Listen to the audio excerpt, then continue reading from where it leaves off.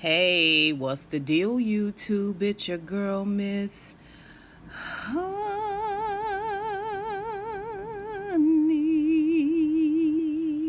Welcome back to the channel, you guys. It is your girl, Miss Honey, here for a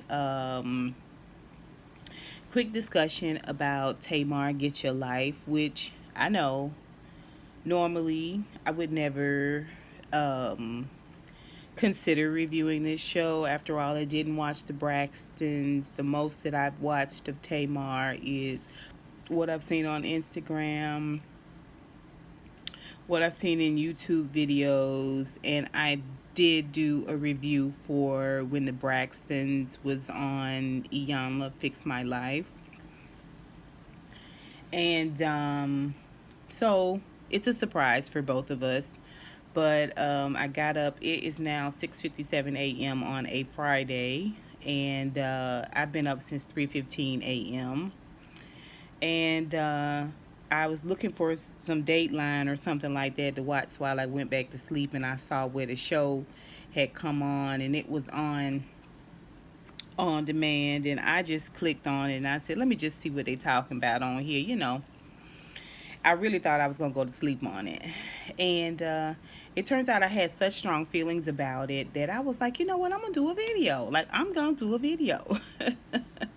So here we are. I can't think of what this episode is, but the name of it is. But this is the episode 1. And I think this is the show where she had all the scuttlebutt from, trying to eliminate herself and everything, and they pulled the show or they got her out of her contract or something, child. I don't know, but I think this is the show. Anyway, and so this is supposed to be a 6 week documentary into Tamar's life. I'm not sure if it's supposed to be considered like a spiritual journey, or it can be intense therapy, because this is just episode 1. I still haven't seen a therapist yet, nor have I heard any conversation about a therapist. But the show opens, and it is this, what I consider to be a long montage, all about Tamar, this how she got to this point. Not really, but like who she is up until this point. So we get to see her in conversations with Vince. I don't know if it's from Vince and Tamar, that show. I don't know if they got some clips from the Braxtons, Family Values, if it's all from Vince and Tamar and the Braxtons are in there. Like, she had to have gotten permission from these people to show them, especially Vince. I mean, Vince is not talked about favorably in this first episode, which I got a little bit of an issue with, but okay. So, show opens, like I said, with this montage, and basically it's about her getting back to herself, whatever that looks like. We see her meeting with Mona Scott Young, and she's actually meeting Mona Scott Young down at Mona Meat Productions. So she's walking into the office suite, and of course, immediately it's this big energy, and this is who she is. I know people say Tamar like to have attention, and I'm not going to do a lot of that because the show is all about her. So, yeah, you know, attention's going to be given, right? Like, she's going to be in every scene, pretty much.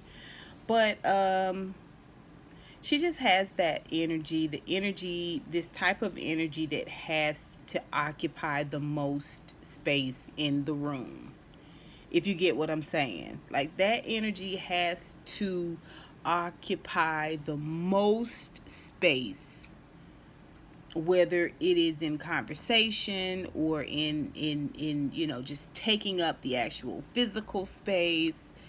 That her energy has to occupy the most space in the room, in your mind, in your heart. Like she has to have the most real estate in whatever that is. And I noticed she's getting makeup on, which I think is weird, but apparently they're going to be filming this meeting between she and Mona. And Mona's getting mic'd up, and they sit down and have this conversation about, it's been 3 years since she did an album. It's been 20 something years since she did her first album. And Mona makes a reference about, Vince being her manager, and that was probably a good thing. And she says no because he was more like a husbander. And Mona was like, really, wasn't it? And she was like, no, because it's like taking your cubicle. This is what she said in the confessional. It's like taking your cubicle, putting it in the car, and taking it home and laying in the bed with it, which I guess I kind of understand. Then Mona says, was there jealousy? And, this is supposed to be two girls talking, so I could see how that may come up. Because you do have a lot of men that are jealous of women. I don't think that was the case with Vince and Tamar. I don't know for sure, but I don't think so. All right. And she said that yes, he was jealous. People would come over and he would tell them not to talk to her. Okay. And she said he produced every song she ever did. And Mona was like, wow, he was the producer to every song. And she was like, yeah. And she talked about being super shy. And so Mona said that, long story short, everybody told her about who Tamar was and how Tamar is. And she wanted Tamar to commit to this because she feels like she could really turn Tamar's career around and really help her, be her best self. Now, I personally think Mona is talking about in terms of TV and television, but Tamar seems like she's looking at it from a management perspective, right? So, uh, Mona grabs both of her hands and wants her to repeat this commitment that Tamar will give this a chance. And um, before they do that, uh, Mona tells her, we've gotta, you know, prove those naysayers wrong. And so there's this opportunity for Tamar to have, this moment where she says, what those naysayers don't know is if I don't have this, I don't have nothing. It's this like whisper, almost cry, breaking in the voice. It's a performance.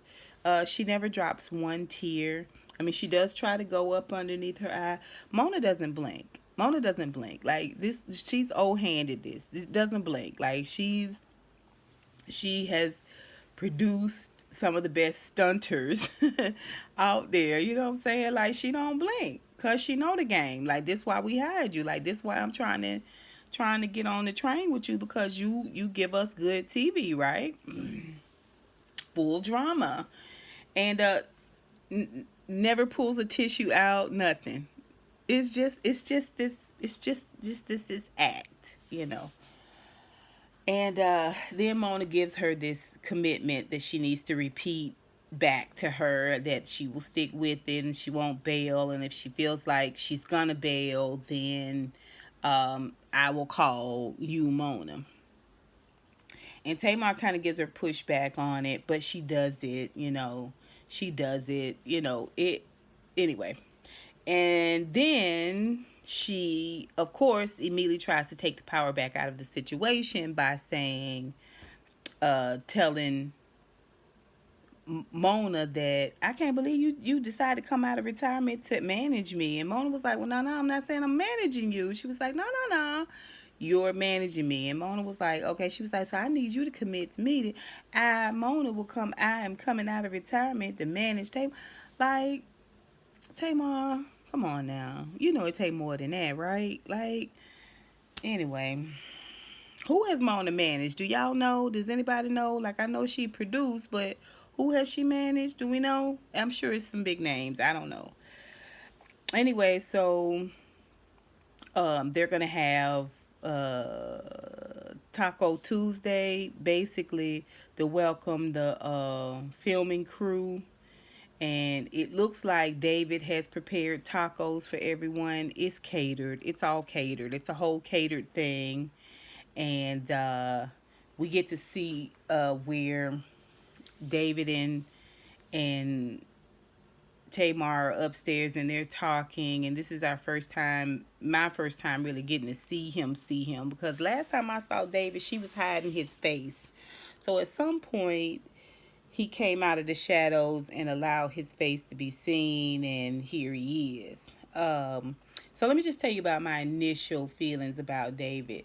There was a show on NBC. I cannot remember for the life of me the name of it, but you guys are gonna put it down below because you always do. Um, but it was about this guy who was a cop, but he was also something else. Like, it was kind of supernatural. Like, in this town, in was it Seattle? Was it Oregon? It was somewhere where they had redwoods, and it was always rainy, but everybody in the town looked like regular people, but they was something else. Like, they may be mole people, or they may be snake people, but to you they just look like the guy that cut the grass. But really, they may be a part of this group that is, I guess, like a species, you know. But he's the only one that could see them for their real self. Like, so he didn't see the lawnmower guy. He would see that it was a snake or a butterfly or whatever. And it was great costuming and all of that. So I immediately think of this show when I see David, because to me he looks like an amphibian. He looks uh like a lizard to me. And that's all I can see when I see him. I see lizard. And so anyway, Logan comes in and she wants a hug from him, and then David was like, "You don't have a hug for me." It's an awkward moment, in my opinion. It's an awkward moment, and Logan doesn't go to hug him. He takes this toy that he's playing with and kind of pretends to, like, it's awkward. It's awkward. He didn't want to hug you, like, for whatever reason. And it's clips, and then you see where he's playing and Logan's kind of on the floor, and he's saying, like, I just think it's odd. It's just weird. It's a weird setup. So she said they've been together 18 months. Later on, I hear her say 2 years. Maybe she rounding up. I don't know. They go downstairs for tacos and Tuesdays. Everybody's gathered around and eating. And he wants to give a toast to new friendship and all of this. And it's supposed to be this moment. It's supposed to be David's moment. But I just keep getting lizard. I just keep getting lizard, right? So, we see where we meet Goalie Sammy. Goalie Sammy, or Goalie Sam's, and she has this business called Dreamwork. Well, basically, she sort of leads people into this. She's like a life coach, but it's all based upon dreams and your dream state and what your dream is saying to you and how you operate in your dreams, basically. And Tamar thinks like it's all hocus pocus and that type of thing, but she gives her very simple instructions that she wants her to, uh, at some point, journal and start her journal off by asking, writing down all the questions she wants, you know, answered. And I guess she's supposed to be asking her subconscious self. And when she does this, it should be on a night where there is no sex, no drugs, and no alcohol. No electronics, no TV, just a clear slate. Makes sense. Makes sense. It's kind of like fasting. Like, you can't eat and do all the stuff you was doing if you trying to fast and get yourself in your where you're in this clear state of mind and you can hear from the Lord. So I can relate. I get it. And you know, that's all she told her. Just do it, trust the process, yada yada yada. Then we get to see Jay White, who I think is a music producer, and she had asked Sammy. This is the same day when Sammy came to talk to her, to meet her for the first time, to go with her down to the studio. So she goes down to Jay White's studio, and of course he's like, "Oh, you're here," and he's been briefed, of course, that he's gonna help her, and and he's like, "You gonna sing something?" She was like, "No, I can't sing because I can't do the smoke." In the studios they smoke. I'm not saying he did, but they get high, they smoke, they there all night, they there for hours and hours. They eat, they do a lot of stuff in the studio, but she don't want to do it. She don't want to sing because is smoking. He was like, oh, okay, cool. And so they talk a little bit more. And I mean, he gives her props. I'm here with Tamar Braxton. Like it's a schmooze. Um, but his job is to produce. So he's operating in this place where he probably knows of her. He probably has been talked into doing this. He probably, because he's been talked into doing this, he's probably trying to keep everything calm and copacetic and get it done and get this filming done and get this money and get this check, right? But he's being nice. It seemed like he was reared properly. And so she can't sing because of the smoke. And she talks about how she's shy. Even when she's by herself and writing and doing her writing and stuff, she can't be in the room when she's with other people while she's writing. And even when she gets done writing, she's too shy to sing it for you. And then she's like, "Ain't that dumb? Ain't that dumb?" And he was like, "Wow, wow, wow." And I'm sure in his mind he was thinking, "What the heck have I got myself into?" Right? And so she tells him that she's got Goldie there. Can Goldie come in? Goldie comes in, and he and Goldie give like a pretty in-depth hug. Like she seems to connect with him for a second. I was just like, okay, Goldie, I see you.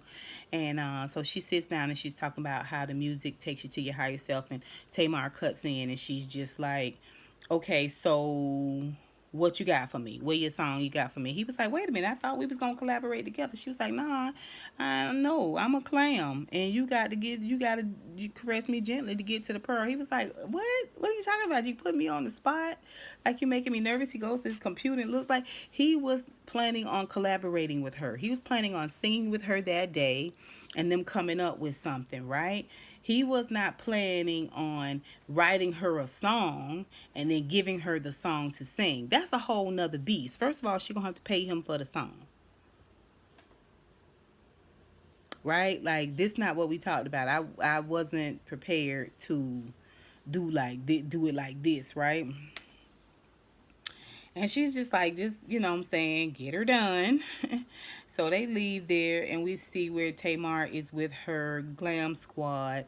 First of all, it's like five or six dudes. It's like five or six dudes. It's like the same dude over and over again too, except it's fat, it's tall, it's bald, it's light skin, it's dark skin, it's got a beard. Like it's the same, but it's that same dude over and over again. Like she definitely has a type, even when it comes to, the squad, right? And Tamar to me looks like she's put on a little bit of weight as well. But I digress. She talks to him about every time goalie, and I don't know how many days later this is, but she was like, oh, she's this person and yada yada. I promise you, every time I think about her, she calls me, she texts me. I was just like, okay, Tamar. Then she talks to them about the sex talk, and okay, then we see where Jay White is considerate enough. Okay, so then we see David, she has a talk with David, and she tells David about Goalie, and David's skeptical. She tells him about 45 days no sex. Now that's not what Goalie said. That is exactly not what Goalie said at all. That is not the truth. Um, and he immediately is like, that's not gonna work. And she's just like, come on, I get, I was like, why would you tell him that lie? Why would you tell him that lie, which was to provoke this reaction, right? she wanted this reaction. She's doing things to anyway to get people to cater to her. She's doing things to get people to acknowledge her. She's got anyway. So Jay White comes to the house. He brings the studio to the house with all of these people, all of this recording, get it all set up. And she's from the door, she's got an attitude, and she's saying, I can't talk and I'm hoarse. Well, you could have called them and told them before they slept all the way down there with all their stuff that you couldn't sing today, if that's really what it was. But of course, this is a show, so it has to be a production, right? Like, it has to be a Tamar production. There is the show production, and then there's Tamar production. So she's got a little bit of an attitude, and comes in, and she's just like, I've lost my voice, I can't sing. And you know, the guys are trying to, talk with her and say this is, like, set it all up. And she gets a phone call from David, and she walks out of the room, and she leaves them waiting for a good little bit while she talks to David. Now, when she talks to David on the phone, she tells David that she's lost her voice, and he was like, how can you sing? And she said, no one seems to care. Well, that's not right, that no one cares. Like, so once again, what you're doing is you are basically throwing all of these people under the bus to David, kind of like you did Goldie, in order to invoke this type of, now he's gonna help her and rescue her and rally her, and he's on her side. Obviously, if you tell him the story in this skewed manner, if he a dude, he gonna want to come, he gonna want to swing for you, like he gonna want to bat for you, he gonna want to speak up for you, right? All right. So she goes back and she sings the song. She kind of sings it with attitude. It sounds pretty. It is a lot of whispery, but it does sound pretty. And he plays it back, and he was like, what do you think? And she is just like, I hate it. I don't like nothing about it. He was like, you don't like nothing about it? And she was like, oh no, I like the chorus. He said, but not the verses. And she was like, was anybody in here moved? Was anybody in here moved? Well, where the shit you wrote, Tamar? Where's that? Where's that? What the song you wrote? I mean, when you write, you got to have songs upon songs upon songs stacked somewhere, right? Like, you've got to have songs that you've never even finished writing. Like, this dude could have helped you do that. You don't even have a book of songs that you write when you on the bus, when you on tour. You know what I'm saying? When you on the airplane, when you in the bathroom, when you in the tub. Like, where's that stuff? Where's that stuff, right? Like, where are those lyrics? So this man had 2 days to give to you. Not only have you dismissed what the original plan was, but this man has gone and written you a song, and you have not only poo-pooed the song, you were, let me see, I wrote it down here. You belittled it. After you made these people wait, you belittled it. You belittled his work and all of his efforts, and and next thing we see, she with Goldie. She with Goldie upstairs on the upstairs patio talking with Goldie about how it's been, Goldie was like, well, you know, what's going on with you? You seem like you're under stress, and you had a great deal of loss. And she was like, she asked Goldie, what you mean by loss? And Goldie was like, well, you don't have a connection with your family, so that's a form of loss. And she said it's been about 6 to 7 years that she been going through. And then she says that it's been 5 or 6 years. Every day she has woken up for the last 5 or 6 years feeling like she was choking, like she was just choking. And I was like, come on, Tamar. And she said just the pressure, it's so much pressure on her. I was like, what pressure? What pressure, Tamar? The pressure you putting on yourself? Because Mona's here to help, huh?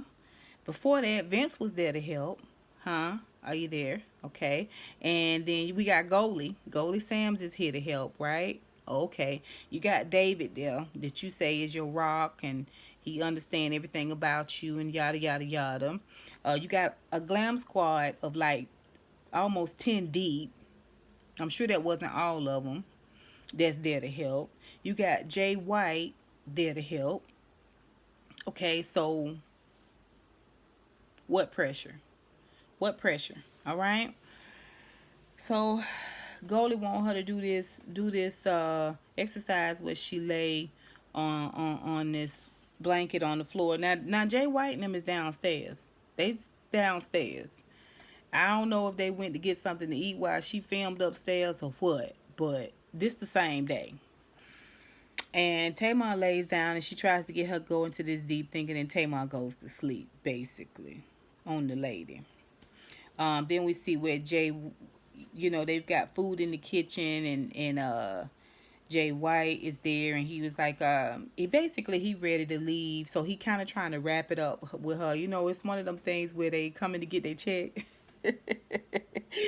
Have you ever had like an event and these people you haven't paid and they done cleaned up and everything, now they got to find you so they can hopefully get their money today, like right now, can you give me my money? So basically, he came to her like that, and he was like, "So you can't do anything?" And she was like, "I mean, does it sound like I can do anything?" I'm like, "Ho, ho, ho! Get your attitude together, Tamar. Get your attitude together. Do this man owe you something? Seems like to me this man got his own ish together, right? Like he working with all these artists, and he got, I guess she say diamond albums. I don't know what that is. If that's like platinum and silver, I don't know. On the charts." So do he need you or do you need him? I mean, you acting like he needs you. I don't get it.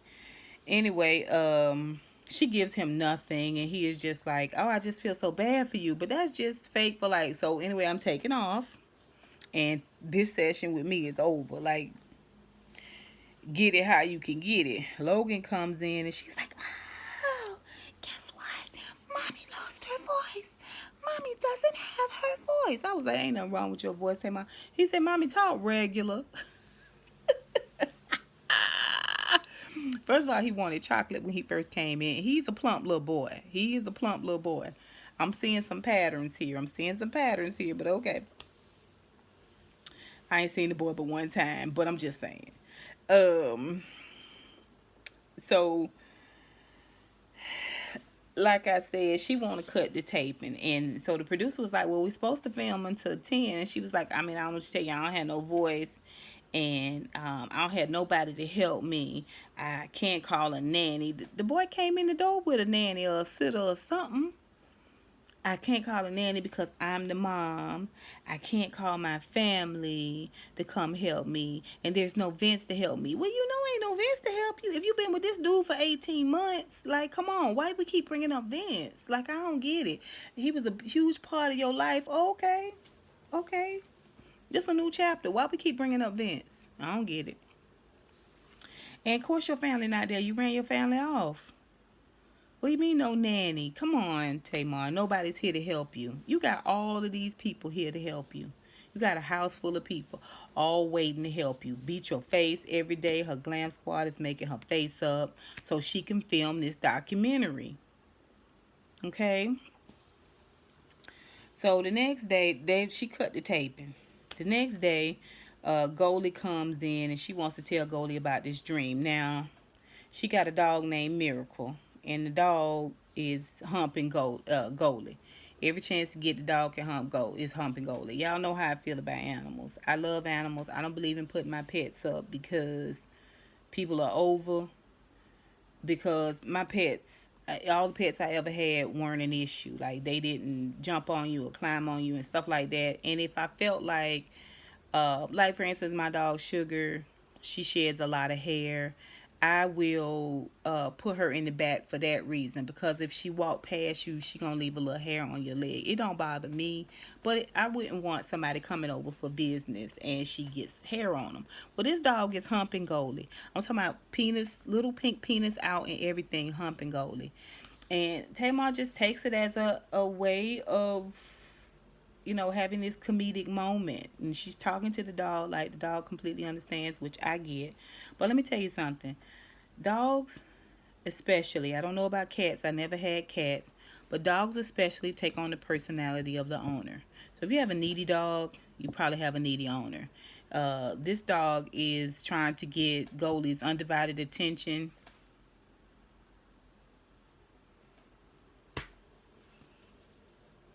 over sexualized.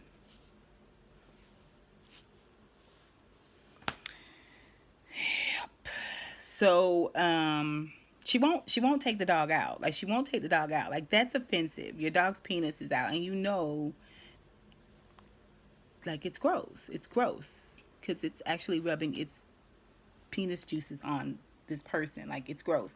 And she's telling her in the nicest way possible that he keeps doing it. So why won't you put your dog up? Like, I don't get it. Anyway, so she's called her over there because she wants to tell her about this dream. Now, this dream is completely made up, in my opinion. This is a completely fabricated dream, right? But Goldie knows coming into this situation that it involved Tyler Perry. So she says, "You want to hear the dream? This is Tamar." And Goldie was like, "Yo, I'd love to hear the dream. Tell me the dream." And so she tells this dream about how she went somewhere and Tyler Perry's there, and she was like, "Hey, what's up?" Everything is like in this around the way kind of regular girl. Like, she's doing like this yeah, this bull crap ass personality that you see a lot of people do nowadays. It's supposed to emulate this like hood chick. It's not. It's an act. It's completely an act. Tamar is not a hood chick. Tamar is not a hood chick. She's not. Anyway. And he was like, "What's up, Tamar Braxton?" And she was like, "He hugged me, and at that point, he's my boyfriend." She's completely fabricating this story. Like, she is making this ish up, right? And how there's this chick there, and she see this chick, and she's just like, just popping off on the chick, like, what's this bee doing here, and yada yada yada. And I don't want to. And then they're in this car, her and Tyler Perry, and they're going somewhere. And he was like, "Just calm down." Evidently, this chick was supposed to be like this interior designer. And just calm down and don't do that, Tamar. And she's just like bop bop bop bop bop, and they driving and they start sliding in this ice, and she jump out. And so the lady's writing the dream down, right? And she was like, "Well, it's a good dream. It's a really great dream." And she was like, "But it was a crash. I crashed in the dream." And the lady was like, "Well, no, you saved yourself. Like, you jumped out and you saved yourself, right?" And then, Tyler Perry is this big symbol. So let's just go with this symbol. I want you to close your eyes and take a deep breath and just think about, you know, talking to the symbol. Go back into the dream and ask. Now, ask him why he's there, right? You're asking your subconscious, but Tyler Perry is the symbol that represents your subconscious. This is what Goldie is thinking, and saying. And so Tamar was like, "Why you here, bro?" And said he was there to help. This was subconscious Tyler saying, there to help. And she was like, "Why you trying to help me?" And he said, "Because I have faith and I do everything." And she need a moment. She need a moment. She need a moment to gather herself. Like, this is it. This is huge. First of all, Tyler Perry's not coming to save you, Tamar. So stop it. Don't even try it. Don't even try it. But you tried it though, right? And then she's got to go to the bathroom. And she goes to the bathroom and come out. And she's got these like two little toilet tissue paper, like where she been crying, but they stuck under her eye. And the moment that she goes to touch her eye and she realizes the paper's there, she still don't move it. Like, she purposely moves her hand so that she doesn't disturb the paper. Like, she doesn't peel the paper off. I was like, come on, Tamar. Let's not do. First I thought it was cream, but then when I looked back at it, I was like, okay. So Goldie is like, let's walk through this. Like, what came up for you? What were some things that came up for you? Okay. Now, Tamar is like, okay, so I think at this moment when she ran into the bathroom, Goldie went out and told the producers, I think, we need to cut. If she might not want this part on or something like that, I think we need to cut it here. Meanwhile, Miracle is humping her leg as she's trying to talk to this producer. They filming this. So like I said, she comes back out. She's got this toilet paper under her eye, and she's saying she realized that the interior designer was an interior designer, but was an angel that was there to help her.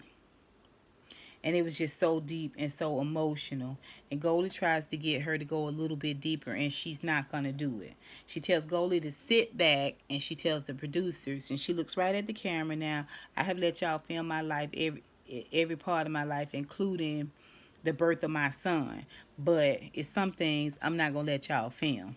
And she gets up again, and everybody's like, Tay, no Tay, no Tay. And she goes in the bathroom and closes the door, and she was like, we're done, we're done, we're done. And it ends. Now,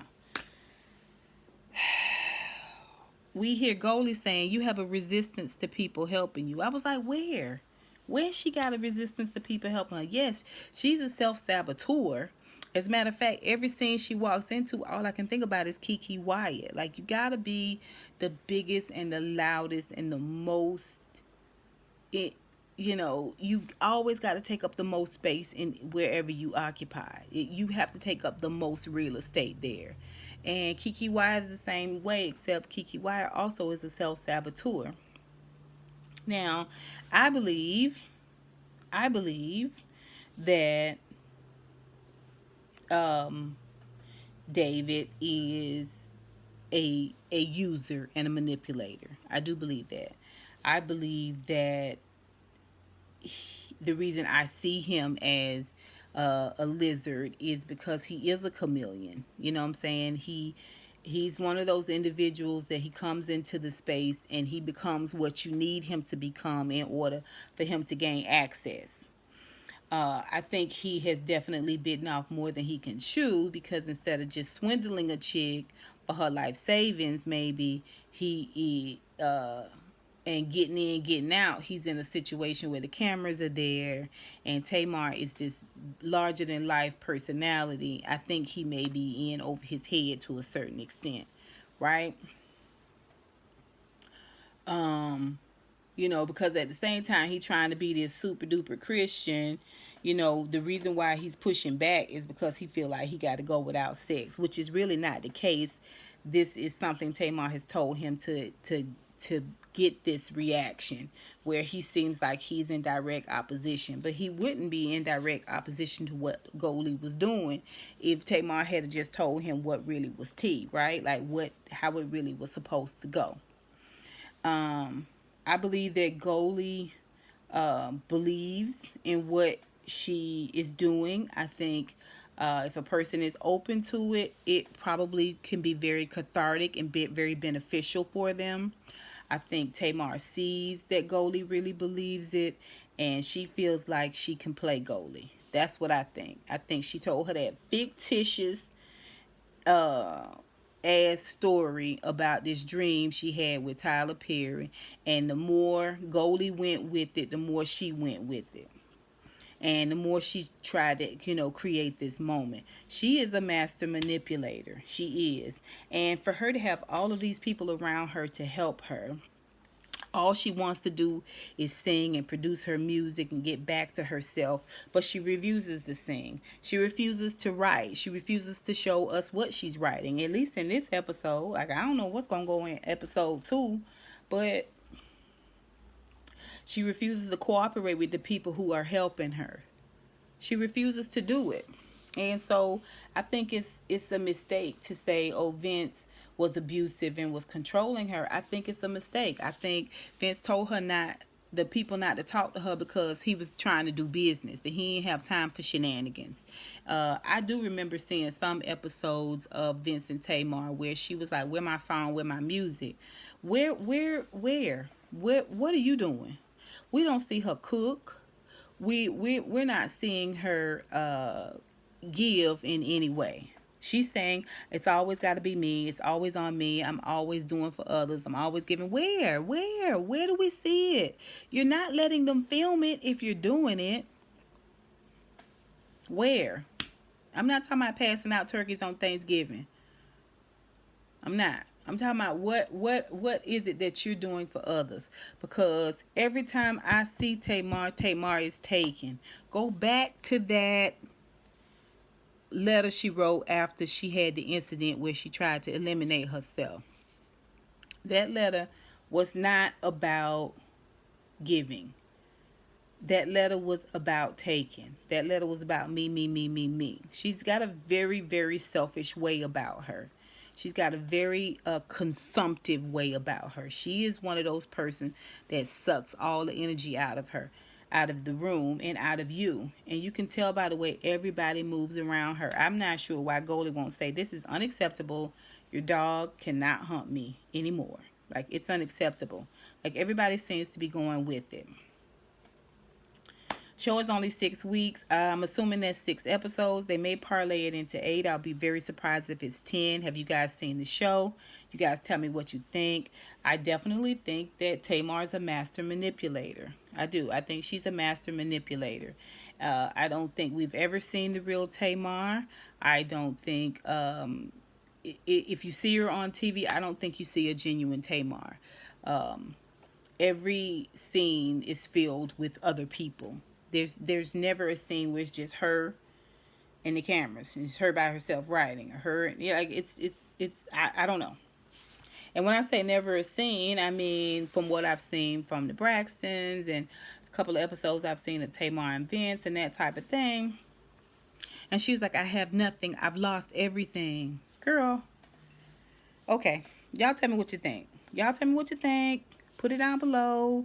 Watch the episode. See, I would be interested in seeing if you guys see some of the same things I see. Until next time, honeybees. Mwah, mwah, mwah. I holla.